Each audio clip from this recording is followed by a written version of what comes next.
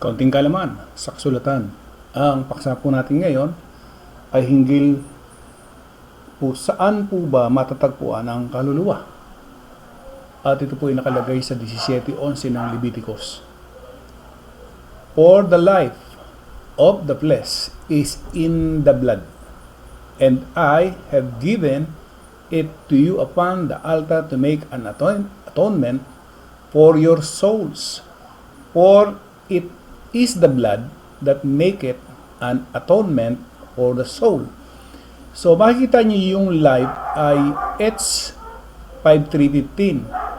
And then yung soul o yung kaluluwa ay H 5:3:15. O nasan po yung kaluluwa? Saan natin matatagpuan yung kaluluwa? Yung kaluluwa ay matatagpuan po natin sa dugo.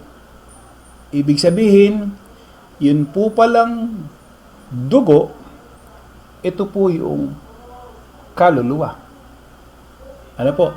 14. For it is the life of all flesh, the blood of it is for life. Therefore I said unto the children of Israel, ye shall eat the blood of no manner of flesh, for the life of all flesh is the blood. Thereof, whosoever eateth, it shall be cut off.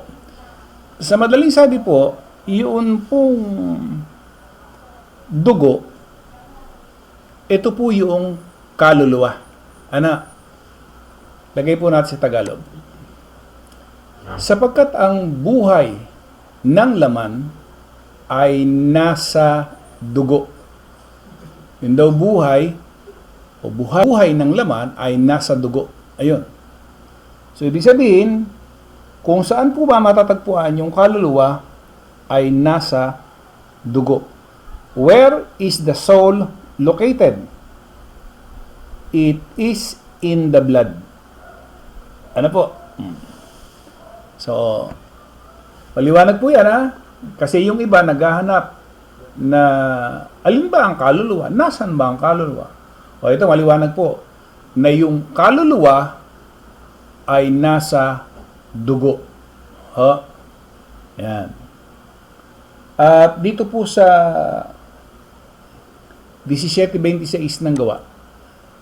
At ginawa niya sa isa ang bawat bansa ng mga tao upang magsipanaan sa balat ng buong lupa na itinakda ang kanilang talagang ayos ng mga kapanahunan at ang mga hangganan ng kanilang tahanan. Sa English po ito, and had made of one blood, soul, life, soul, and had made of one blood all nations of men, for to dwell on all the face of the earth, and had determined the times before appointed, and the bounds of their habitation. So maliwanag po, where is the soul located? It is in the blood. Ating kaalaman sa kasulatan, maraming pong salamat sa inyong lahat.